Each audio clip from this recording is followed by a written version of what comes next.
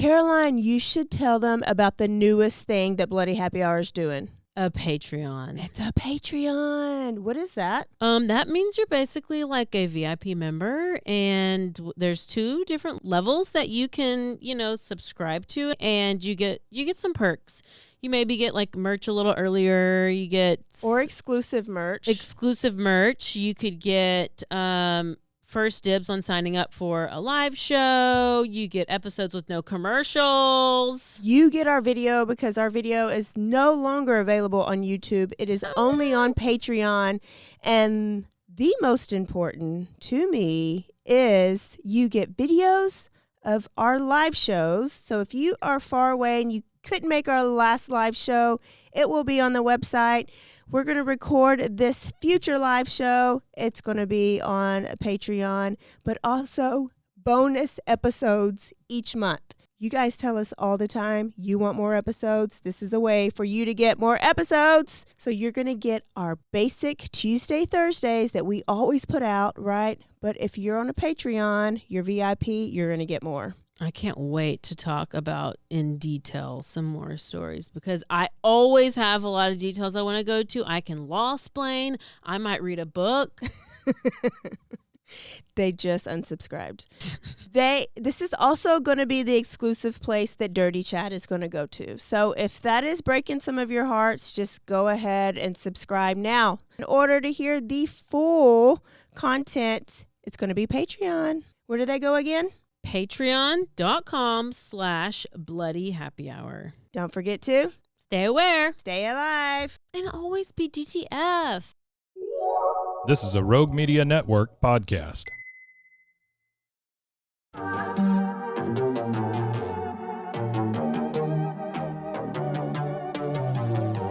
Hey y'all, I'm April. And I'm Caroline. And this is your Bloody Happy Hour. Caroline, are you ready for this? This is your newest guilty pleasure. It's the bloodiest part of your week. Did we say something about it also being happy hour? Show did. Because we about to be sipping on some murder. Bloody happy hour.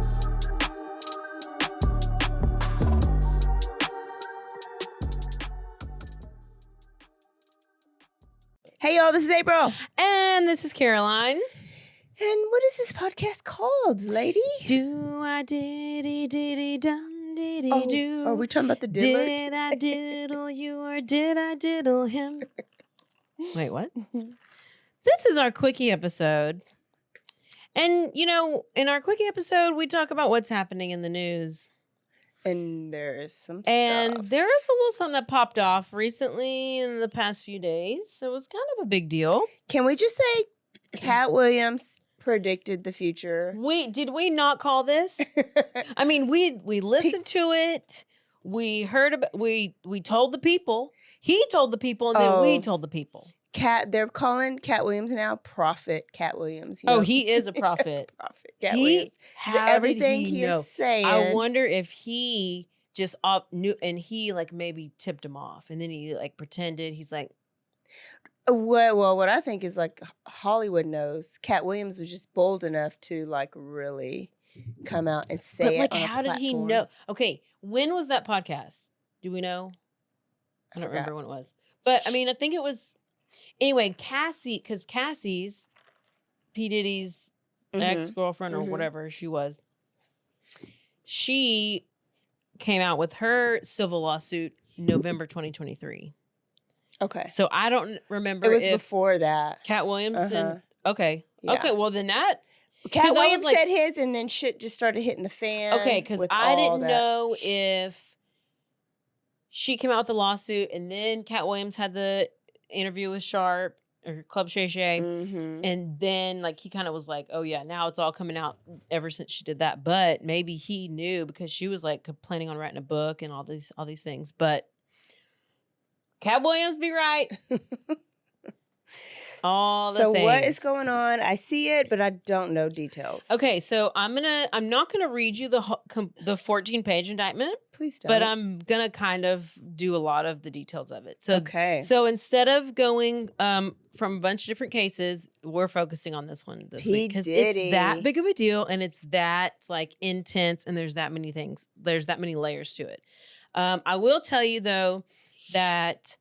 And the Karen Reed situation and trial, they now have a new prosecutor, so we no longer have Lowley or whatever. So I don't know if that's good. I don't know if that's bad. There's a new prosecutor for the case. It's going to happen in January. Okay. Donna Adelson, which was, if you've been keeping up, Charlie Adelson recently was convicted of conspiring to murder his sister's husband, and he was convicted. And then his mom was also an accomplice. His mom is Donna Adelson. She's who is now, she tried to flee to Vietnam on a one-way ticket. They arrested her before she fled. And so they have her and they literally were supposed to start trial tomorrow. And they started jury selection. The first day of jury selection, so Charlie, the son, who was just convicted, and Donna, the mom, are using the same attorney, which is like, there's a conflict because Charlie's going to have to take the stand most likely in her case. And so it's like, it's conflicted because like, how are you going to defend both of them at the same, it's weird. So Charlie, the son, did not waive he didn't sign this waiver saying that, I guess the lawyer, I don't know, he didn't sign some waiver and it screwed everything up. So the lawyer had to resign from the case or whatever you call it. So now we have to wait like 6 more months. Wait, why was this bitch going to Vietnam? Like, you are an old white blonde woman, right? The picture's like dirty blonde. She gray. She gray now. Either way, you're going to stick out in Vietnam. Like, you're going to be the first one spotted. Apparently, you can't be extradited. In Vietnam. But I would go to another place. I do not know who would want to go to Vietnam. What do you do there? Who goes to Vietnam for a vacation or for a life? I don't know. But those are the only recent updates I think that I have about any other cases because we've been stuck with P. Diddy. So let's get into it. Diddy was arrested. In case you didn't know, in case you're new here, he was arrested. He appeared the next day in a New York courtroom. I'm going to mostly read some of this because it's just so many things. So we're going to go through the charges and the allegations against him. So he's, if you don't know, music mogul Sean P. Diddy Combs. He has several names. Used to go by Puff Daddy. We'll talk about all the AKA names. He was arrested at the Park Hyatt Hotel on West 57th Street in New York City. Prosecutors allege that he ran a criminal enterprise through his business empire and engaged in crimes including sex trafficking, forced labor, kidnapping, arson, bribery, and obstruction of justice. That's a lot of shit that you've been doing. So the federal indictment says that Diddy was charged with racketeering, sex trafficking, and transportation to engage in prostitution. He was recently, he got, all these lawsuits started coming out. So Cassie's came out, which was, he dated Cassie for 10 years and basically tried to make her a big, huge star and a name. She had some great songs and then it was done. Yeah, I think because he just kept drugging the shit out of her and beating the shit out of her, and so she couldn't. And then she probably had to be excommunicated from the industry because he ran it all. So once you turn against him, you're not allowed. Well, and what happened was I think it was she got a trainer, or he got him there was a trainer that came in, and she started hooking up with the trainer, and then she finally got away from Diddy. Got with the trainer, and now they have 2 kids, and I think that they're she's happy. But she's so beautiful. She looks like Zendaya. Zendaya. So yeah, multiple lawsuits have come out claiming all of these things. And what was the interesting thing was whenever Cassie's lawsuit came out is that he immediately paid her off, and he does not pay off anybody. Like he does, like he's very, because he knew. Yeah. So he paid her off ASAP. I think there was the most recent of the lawsuits come out like a week or two ago. So they've just been ongoing. So did he pay her in the beginning, kind of after it happened, like hush money, or he paid her after? Because why was she quiet for so long? I don't know. I don't know what gave her the balls to do it. I don't know. Cat Williams. Maybe. I don't know. But she just grew these big, huge balls. Good. And she came up with this. But then and I don't know, because they always say, I always hear NDA, non-disclosure agreement. Oh, you have, but like, to my knowledge, I'm no lawyer, but every contract has holes. Yeah. And can be, but I don't know what it is about an NDA that is so like tightly sealed that you literally cannot disclose things, even if it's like criminal stuff. I don't know. But whatever happened, she had no fear, and she came out and she did this, and he paid her like literally the next day because he wanted to go away, and it kind of did until more came out. Then there was this video that was leaked from the hotel room or from the hotel. So this was the video of him abusing her, and they were in a hotel room. She's trying to like flee and escape and get out, and you can see on the camera, it's like by the elevators, that she's like running, and then you see him in his towel. Yes. And he then grabs her by the hair and drags her out of the sight of the camera. And then it shows them in the room, and he's like kicking her, like throwing stuff at her, vases, all this stuff. So apparently this was like a regular thing. And then, like, I know at one point a security guard saw it, called him out on it, was like, I'm not going to keep quiet about this. But then his bodyguards got to that security guard, and then eventually the video disappeared until it didn't. But then what he would do was he would keep Cassie and other people who he did these things to in the hotel rooms for a week or however long until the bruises went away, till they could go into public again. The worst. So he was trying to leave, so she was trying to leave. This is what happened in that video. She was trying to leave a freak off, and I'll tell you what that means in a little bit. Security intervened, attempted to stop what was happening. Diddy tried to bribe the guard. The guard refused. His team got involved. The video disappeared until it didn't, just what I said. So a federal indictment was unsealed against him, and they charged him with 3 felony accounts: racketeering, sex trafficking, and transportation to engage in prostitution. It's a lot. So the federal prosecutors are accusing Diddy of forcing victims into these sex acts called freak-offs. These acts are sex acts which he would record for not only his viewing pleasure, but also for blackmailing. The indictment against him alleges that he had vast resources and business associates, that he would lure female victims into his orbit. And they also said that it was under pressure of a romantic relationship. So he would bring these young girls in. He would pretend to be romantic with them, and he would pretend to be interested in them. But then he would lure them in and to all of his sex stuff. He would abuse them, and then he would eventually control them and everything. And make them screw the other people. Yes. So it goes on to describe the sex performances that were known as freak-offs, where they say he allegedly organized the transportation of commercial sex workers across state lines, which is why it's federal, and also internationally for all these parties. The events occurred regularly. Sometimes they lasted multiple days. They would involve multiple commercial sex workers. Apparently, controlled substances were also a regular part of these performances, and according to the indictment, they were provided to keep the victims obedient and compliant. Yes, and horny. We talked about all these different So we're going to drug you, and we're going to make lower you like your inhibitions. Yeah, we're going to give you X. We're going to give you Coke. We're going to give you stuff to MDMA. make your wee-wee hard. Yes, we're going to give you the blue pill. We're going to give you all the things. And Even by the way, things I want you to have sex with that guy, and I want to masturbate while y'all are having sex. So that's called a cuck. C-U-C-K.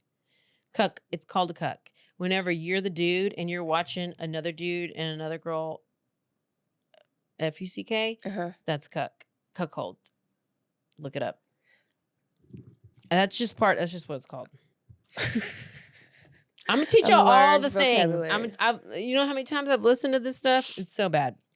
The complaint says that he kept videos of these people having sex at the gatherings of these freak-offs so that he could blackmail or use it as leverage.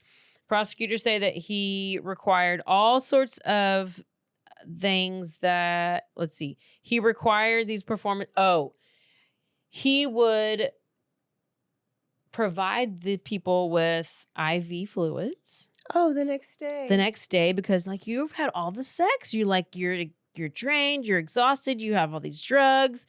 Like, let's go ahead. Like, I'm gonna have we have IV fluids, we have lubricants. I'll get to that, and we have lighting. Okay, we got to have the good lighting. Yes, we can't have.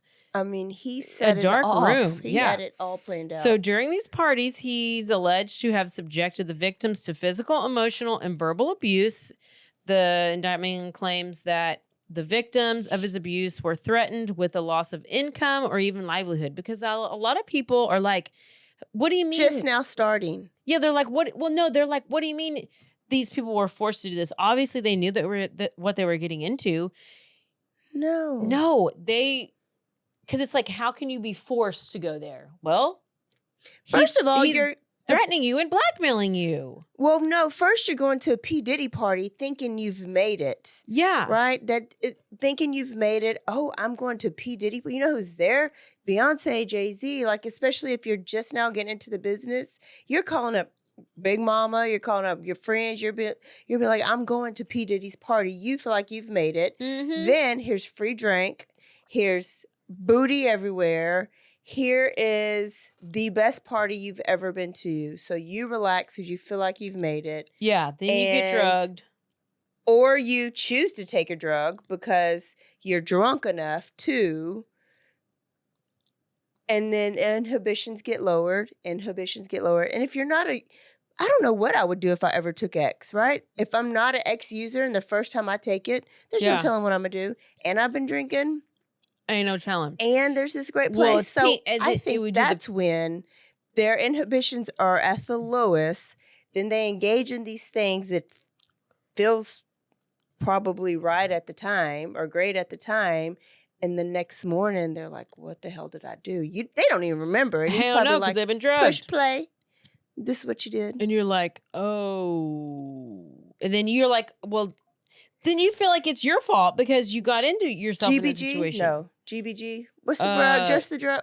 Basically, the roofies were part of the drugs that he was given. Yeah. Pink cocaine is what they called it, which was pink cocaína, which was cocaine plus like ecstasy or MDMA or whatever combined. And then something that makes their sphincter loose, their asshole loose. That's why we had all these bottles of lube, baby oil.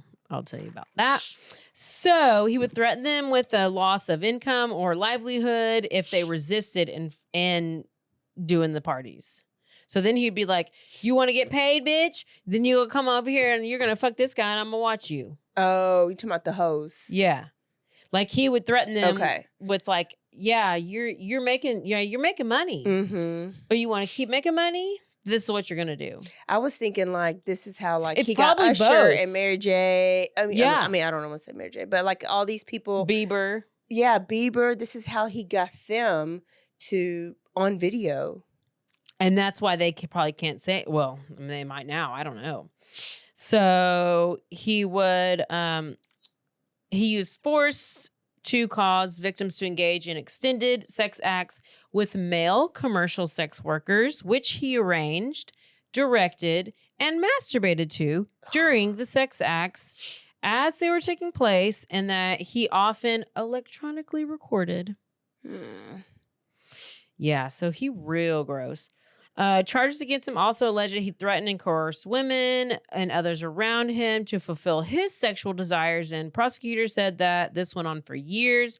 They say he created a criminal enterprise whose members and associates all alleged in various crimes such as sex trafficking, forced labor, kidnapping, arson, bribery. A lot of this stuff gets repeated, but I'm going to read it anyways. Following his arrest, his attorneys briefly spoke to the media outside of the courthouse, and oh my gosh, they gave this. They were like, he's a fighter. And I'm like, I don't think that's the best choice of words, because he literally did fight these girls and like beat them up. So you probably should choose different words. But they're like, this case starts today. He's not guilty, or he's pleading not guilty, and he's gonna fight this with all of his energy and all of his might and the full confidence of his lawyers. Blah blah blah blah blah. So dumb. So the counts are the jury. He was indicted by a grand jury. Now this grand jury met, I think it's been about 6 months that they've had a grand jury. That's how much stuff because you're thinking like Cassie's lawsuit came out November 2023. All the stuff. Then he was raided in March. Why was he not arrested? Why was he just now arrested? So much damn evidence to sift through, probably. I think that too. But also, they had, I feel like they wanted to have like this sealed tight, like they needed to have all their ducks in a row before they went in and did the arrest. So then later on, I'll tell you, like they had several people come forward, or witnesses, or just like all these people who they were getting, I guess, all these stories from and evidence. They're probably like, here's Meek Mill on this video. Let's go talk to him. Yeah, Kid Cudi, your car got blown up. What happened? So he was indicted by a grand jury. Count 1 is racketeering conspiracy. It says for decades, Sean Combs, a.k.a. Puff Daddy, a.k.a. P. Diddy, a.k.a. Diddy, a.k.a. P.D., a.k.a. Love. Bitch, you got too many names. Says that he abused, threatened, and coerced women and others around him to fulfill sexual desires. Also, to protect his reputation and conceal his conduct. To do so, he relied on employees, resources, and influence of multifaceted business empires that he led and controlled, thus creating a criminal enterprise whose members and associates attempted to engage in all the things that we said earlier: sex trafficking, labor, bribery, arson, all the things. Sean Combs operated his business headquartered at various times in Manhattan and in LA, and under a variety of US-based corporate entities. So basically it includes Bad Boy Entertainment, Combs Enterprises, Combs Global, which is collectively the Combs business. So it's like all these things are like included in everything in a way, I guess, because all the employees of all these places were involved. Damn. Corporate entities in the Combs business included, among other things, record labels, recording studio, an apparel line, an alcoholic spirits business. Was that Ciroc or whatever? What was his like alcohol? Jay-Z, I thought I had Ciroc. Oh, well, that's probably connected. Yeah. A marketing agency, a television network, and a media company. And at all times relevant to this indictment, Sean Combs engaged in a persistent and persuasive pattern of abuse towards women and other individuals. The abuse at times was verbal, emotional, physical, and sexual. As part of his pattern of abuse, Combs manipulated women to participate in highly orchestrated performances of sexual activity with male commercial sex workers. At times, Combs and others acting at his direction made arrangements for women and sex workers to fly to his location. Combs ensured their participation from the women by obtaining and distributing narcotics to them. So basically he's like, yeah, I guarantee they're going to participate in this because I'm going to drug them up.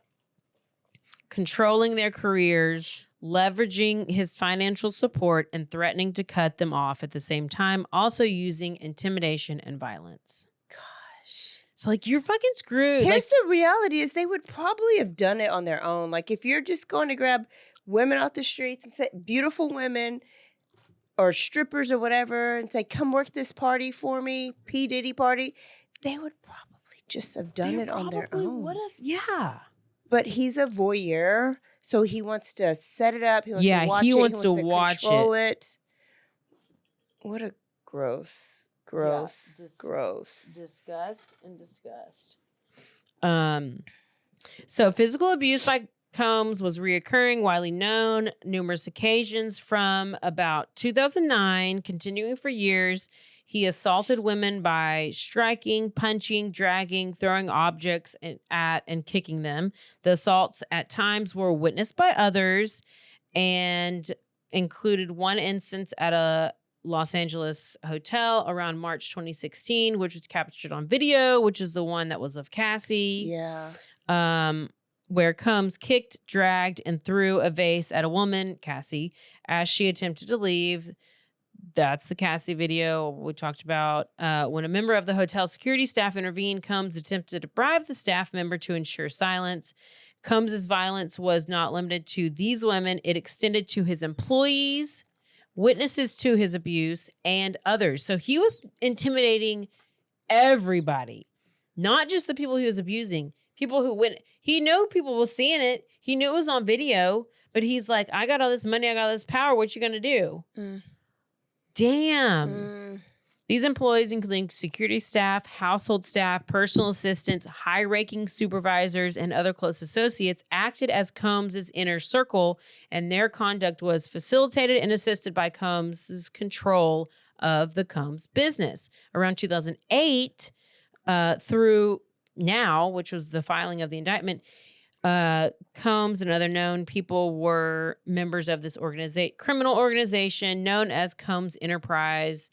Members and associates of Combs Enterprise engaged in and attempted to engage in sex trafficking, labor, interstate transportation of prostitution, coercion, engagement in prostitution, narcotic offenses, kidnapping, arson, bribery, and obstruction of justice. I mean, gosh, it's like on and on and on. Combs and other members and associates of Combs Enterprises wielded power and prestige of his role, and they used his business to intimidate and threaten and lure victims into his orbit, blah, blah, blah, under the pretense of a romantic relationship. They said that he used force, threats, everything we've already said. And this is how they got these people to engage in the freak-offs.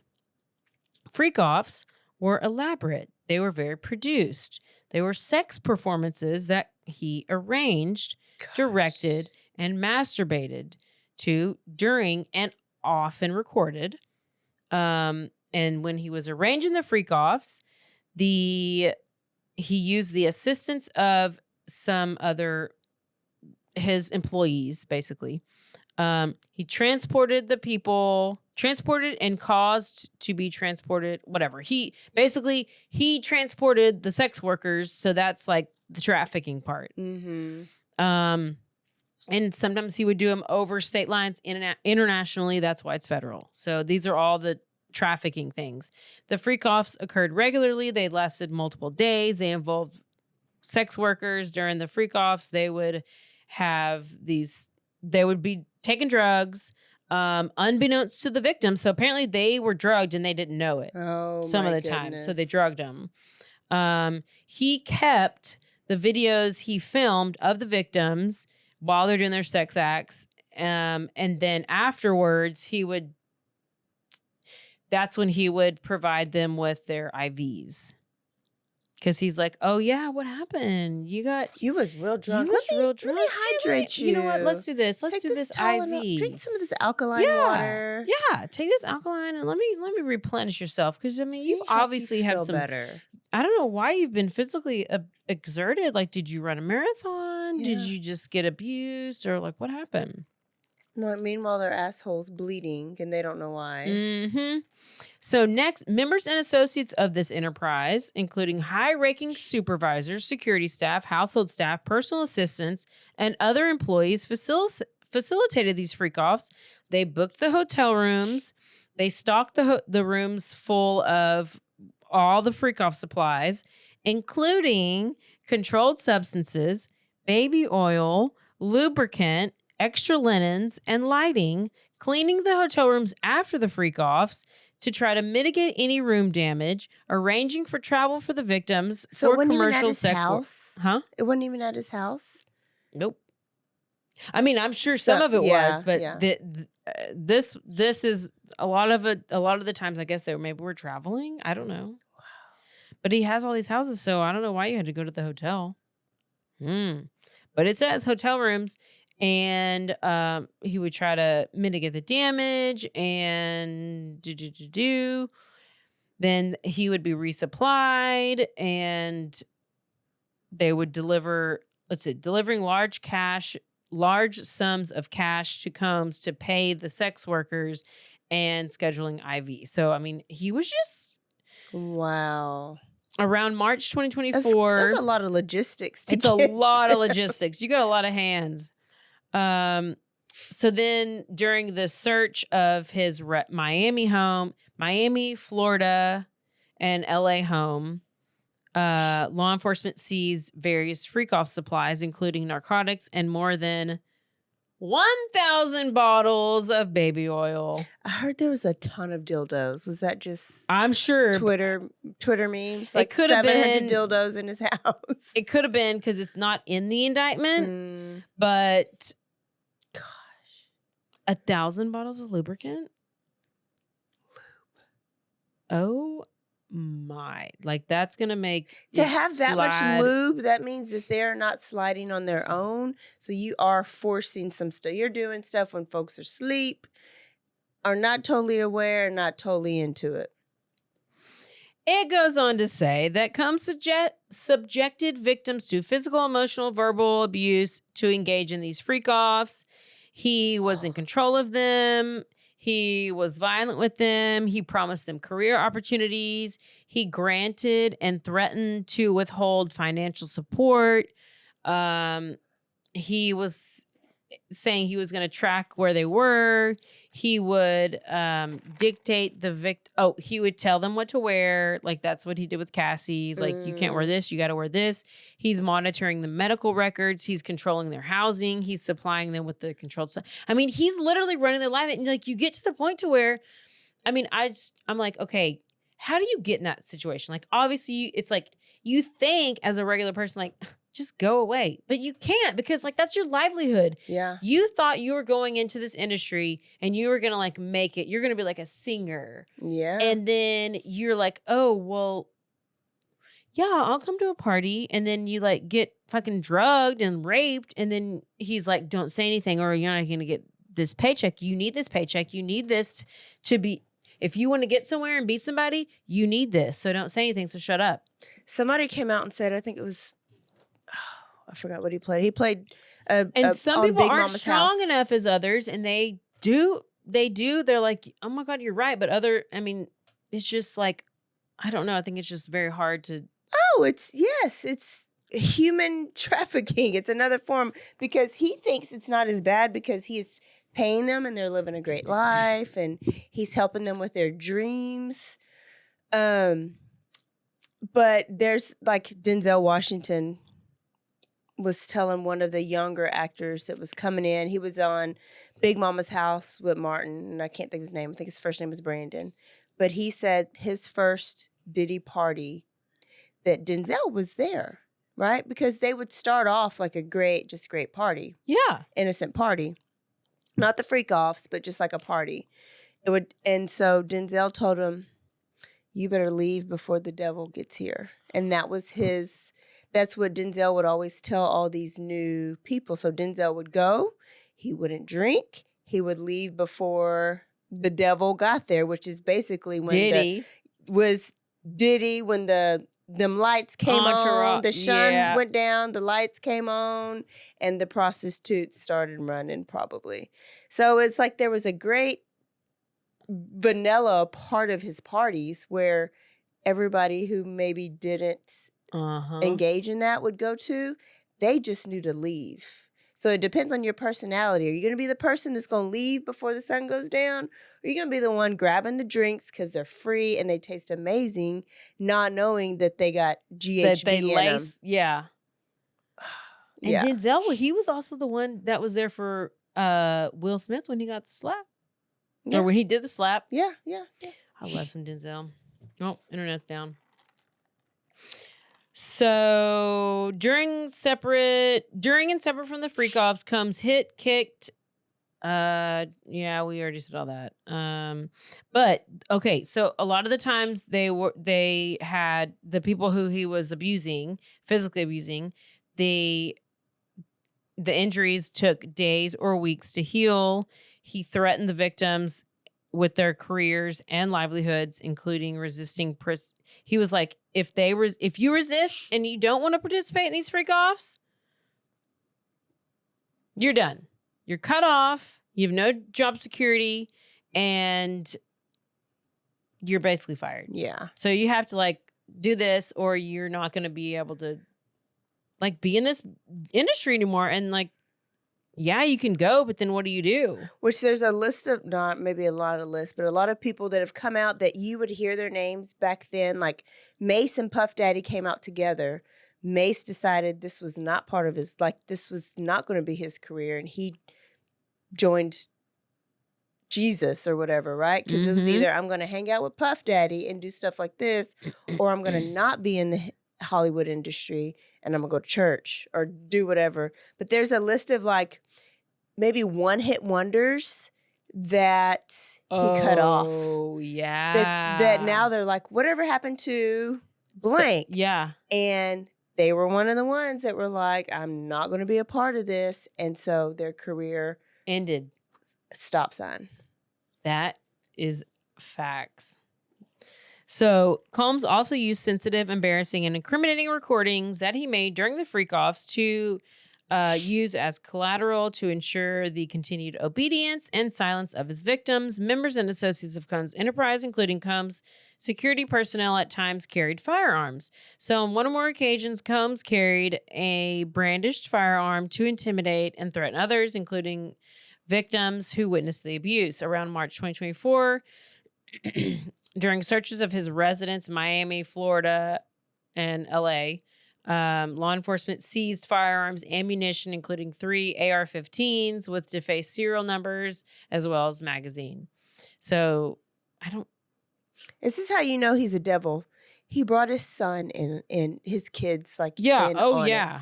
yeah, and Like, they like so got that his means back. you thought you were doing right, or you were so possessed. Like this is ingrained in you. Like this is who you are. I wonder if this is like the beginning of it. Like they'll have their whole like Epstein trial like they did. And then are they going to try to come with other like all the accusations of him putting the hit on Tupac and him the one killing Kim Porter, like his wife at the time, and all these we haven't allegations. even got to any of that. Yeah, exactly. It says he shall forfeit all property, real and personal, anything that was used to facilitate the commission of the said offenses, anything that afforded any source of influence over, just kind of anything that really helped facilitate all these different crimes. It talks about property. It talks about personal effects. It talks about all sorts of different things, basically citing everything under the umbrella. So it goes on to say that it goes into the substitute assets provision, blah, blah, blah, blah, blah, blah, blah. And let me skip that. So, okay, here we go. We're just scratching the surface. It's going to be very interesting. And if this goes to trial, which unfortunately, if it's a federal trial, it will not be televised, which is tragic. But if it goes down, a lot more information is going to come out. and the floodgates are going to open. And the fact that they had thousands of bottles of lubricant and baby oil is proof that his associates in the enterprise helped him with all of this. And this has been going on for decades. And especially, okay, it's like, I don't think it's a big surprise, but especially with all the things that we've heard over the years, his involvement with Tupac and his involvement with Jay-Z and all the things, you know, like and Jay-Z and them killing Aaliyah. Illuminati and all the higher ups. Being the gatekeepers. I don't know if this is have anything to do with Illuminati, but I feel like it do. And it's like, I'm shocked that he's being held accountable, but I love that he is, or like that he's like, they're actually doing something about it finally. So then he tried to get bail, right? And it was like, oh, you got to have like 50 million and you got to have, or that they were offering, they're like, he's given up his passport. His family's given up their passports. He promises not to have any females over. He promises not to, because ever since he was raided, he's been calling and talking to all these other people who are going to be like witnesses. And he's been like, hey, bro, don't say nothing. Don't say nothing. Like calling on the, and he's like, oh, because the judge initially denied the bail and was like, you're stuck. And then they came back today and they were like, okay, well, what if we do this, this, and this, and this, and this, and this? And it's like, no. So this is what I heard today. Over 50 firsthand witnesses who saw the abuse. This is the strength of evidence. We have over 50 witnesses. There's over 90 cell phones and electronic devices. There's over 30 digital devices, thumb drives, security footage, hard drives. There's grand jury. The grand jury sent out over 300 subpoenas for documents. It's been a very active grand jury since the summer. This is okay. What I'm saying now is coming straight from the courtroom because Emily D. Baker, who I listened to on the YouTube, she was actually in New York for something else at the time this went down. So she went to the courthouse and was there listening to the whole thing. Wow. So then she reported. So I'm getting a lot of this from her and what she had said. But she said it was very similar to Epstein, R. Kelly, and Keith Raniere. Who's that? Who is that's what I said. And I looked him up. Keith Raniere is an American cult leader who was convicted of a pattern of racketeering activity, including human trafficking, sex offenses, and fraud. But the defense is like, well, all those defendants were held without bail because their crimes included children. And they're like, so he should be let out because his crimes did not include children. So the defense, feel like Justin Bieber was a baby when it was starting to happen. Exactly. The defense was saying the freak-offs were consensual encounters. Yeah. This is what the defense says. And this is what Diddy says. And as part of his and Cassie's, it was a part of his and Cassie's relationship. They were like, they liked to bring third parties into their relationships. And so everything's fine. However, this is not what Cassie said in her civil lawsuit that he paid her off the next day. So, government then was saying that it was by force.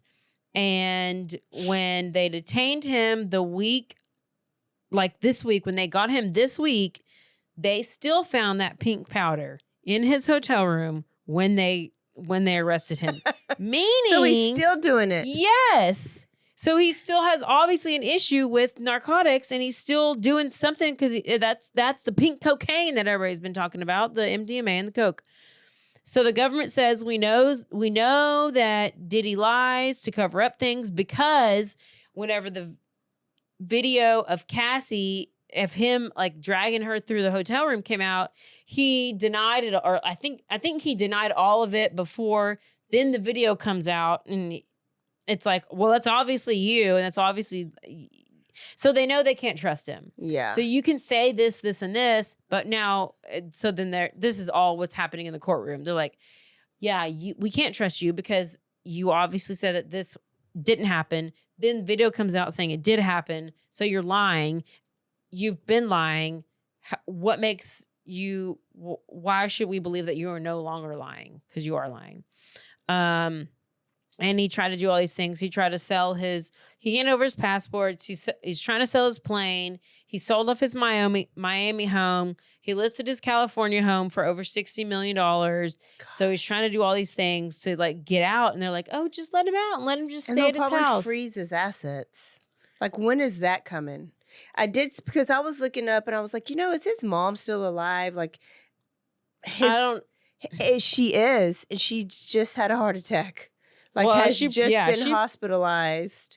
Are you kidding? She really did. It was like the summer, yeah. And they're saying due to stress with all this going on, especially if you've been living a great life because of your son's money this whole time. I wouldn't give a shit about that. Put me in a shack. I would be devastated to know that my son, more money, more problems. Signed this deal. He signed a deal with the devil and he became the devil. It is. Oh, man. So that's the gist. It's a lot of gist. That's a lot of gist. And it's just going to keep going. And I can't wait. But I can see the defense saying, I'm sorry that my client does not have the same sexual preferences as you. I'm sorry that he and his wife, agreed to this, and this is what he does, and I'm sorry that's not what you engage in, but this was consensual. Yeah, they chose to take a drink. They chose to keep coming. They chose to keep working for somebody that they are now saying is, I don't know, like it's going to be a good argument. Yeah. It's going to be a good argument. Yeah. And depending on I want him to bust Oprah. Because Oprah and the Clintons and the Haiti and all that stuff, like it's all Haiti? Connected. I don't know. They had that Haiti. They had that like school in Haiti, and they were trying to get on them kids and all that stuff, and then they got them Haitian migrants all up. But that's when they'll kill him, when he starts like releasing names. But I don't even know that it'll get. We'll see what he does. Okay. Well, there you go. There's your not so quickie. Not so full episode on P. Diddy. We had to do the little bit of the diddly do, diddly dum. So there you go. You're welcome. Okay, so we're Thursday. We got a full episode. We're staying in Texas for this episode, and I was inspired by Caroline's priest. Oh, so I do have an update on that too. We're gonna talk about Madam Web. About some priests. Tune in Thursday because we're talking about the latest tea on preacher's arrests. Okay, we're talking about Madam Web. And I went to John Benet Ramsey's house. Bye, y'all. Bye. Don't forget to stay aware, stay alive, and always be DTF. Bye, y'all. Goodbye. We confused ourselves, but we said it. Okay,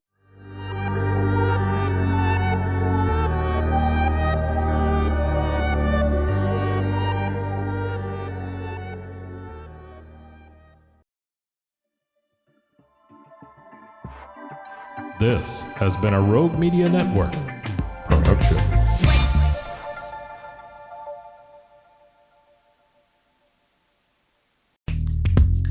Are you a podcaster? Let's talk podcast hosting. Are you tired of your current podcast host? Need real support in a community that gets it? At Rogue Media Network, we offer top-tier podcast hosting services to help you thrive. From hosting and distribution to dedicated support, we've got you covered. Starting as low as $25 a month. Join our community of passionate podcasters today. Contact us at hello@roguemedianetwork.com.